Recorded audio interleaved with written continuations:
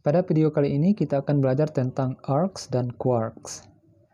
Sebelumnya kita sudah belajar tentang cara membuat fungsi dan cara menggunakan argumen di dalam sebuah fungsi. Args dan quarks ini juga merupakan argumen dari sebuah fungsi, tetapi berbeda dari argumen yang kita pelajari sebelumnya. Args dan quarks ini adalah argumen yang mana jumlah dari argumen tersebut belum kita tentukan terlebih dahulu. Argumen seperti ini disebut dengan argumen yang arbitrary atau arbitrary arguments. Oke. Kita akan belajar satu persatu. Yang pertama args, kemudian kita lanjutkan quarks. Oke. Sekarang kita lihat contoh argumen args ya. IPython. Saya menggunakan IPython. Oke. Sekarang kita buat sebuah fungsi def, misal namanya myfunc.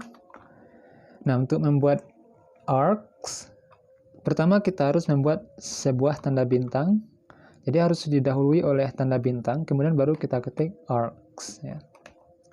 Oke, titik 2, enter. Nah, maksud dari args itu adalah jumlah argumen yang kita masukkan nanti terserah kita ya. Bisa 1, 2, 3, bisa sebanyak-banyaknya, dan bahkan bisa juga tidak ada sama sekali. Oke, jadi tidak jadi masalah. Jadi belum kita tentukan.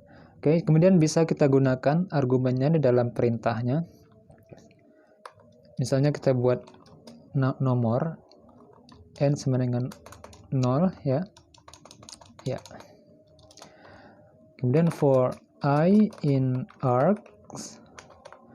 For I in args itu adalah sebuah ekspresi looping ya, yaitu for loop. Bagi yang belum menonton tentang for loop, silakan tonton video saya sebelumnya yang membahas tentang for loop ya.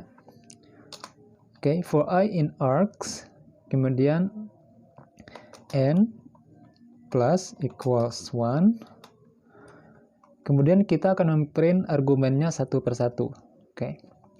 Print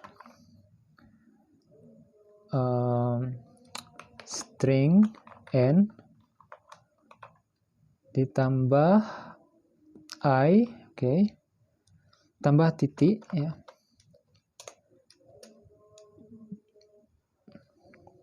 Ya, titik, kemudian ditambah I, oke. Ya.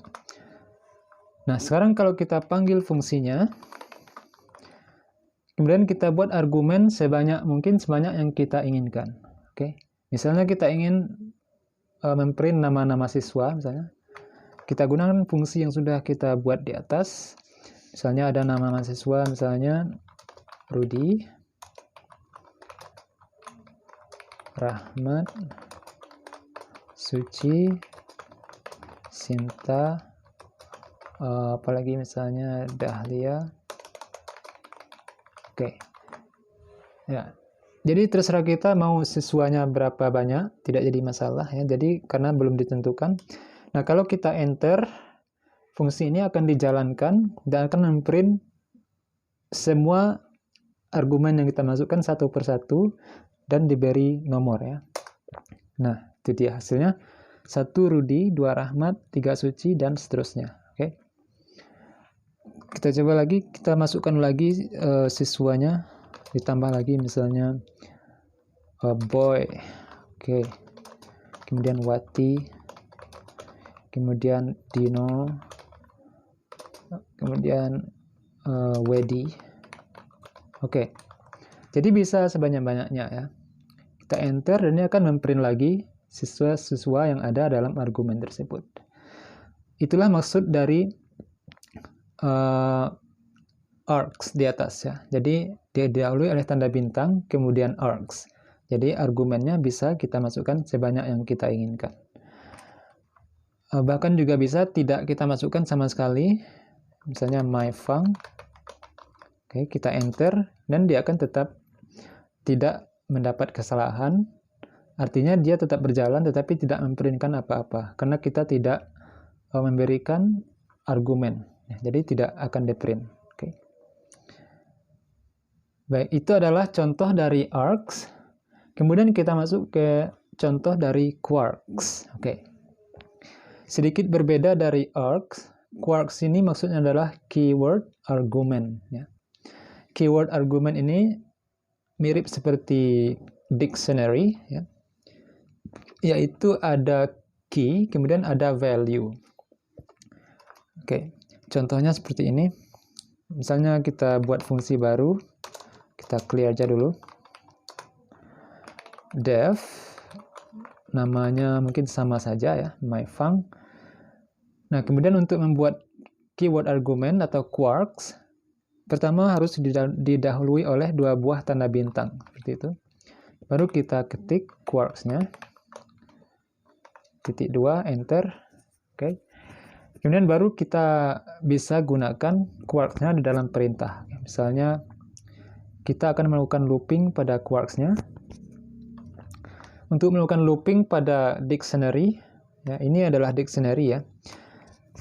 Silakan tonton video saya tentang dictionary sebelumnya ya. Caranya seperti ini. For k, v, k itu adalah key, v itu value ya.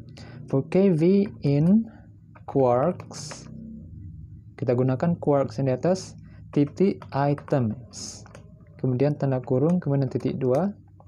Itu adalah secara looping dari sebuah dictionary ya. Kemudian kita print k,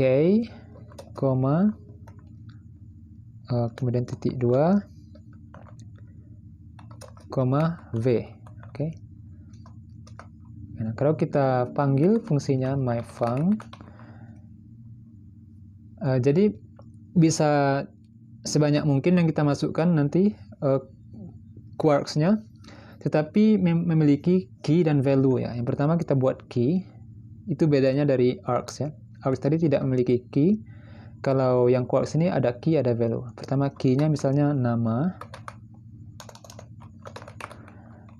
kemudian kita buat sama dengan, baru kita masukkan value-nya. Nama misalnya Budi. Oke, nama, kemudian umur, misalnya 20, alamat misalnya Jakarta. Oke, ya, ini sudah 3, nama, umur, alamat. Jadi terserah kita mau sebanyak apapun, tidak jadi masalah. Misalnya nama, umur, alamat, kemudian bisa universitas. Universitas sama dengan misalnya UI. Oke. Nah, kalau kita enter, dia akan memprint semua keyword argument di dalam fungsi yang kita masukkan itu. Seperti ini ya. Nama Budi, umur 20, alamat Jakarta, Universitas UI. Oke. Misalnya kita tambahkan lagi datanya. Agama misalnya Islam. Oke. Misalnya hobi olahraga. Oke. Kita enter, dia akan tetap memprintnya ya. Oke. Jadi sebanyak apapun yang kita masukkan, dia akan memprint secara berurutan sesuai dengan perintah yang kita masukkan ke dalam fungsi ini ya. Ini adalah contoh penggunaan dari quarks atau keyword argument. Kalau args tadi tidak memiliki key, kalau quarks itu memiliki key dan juga memiliki value.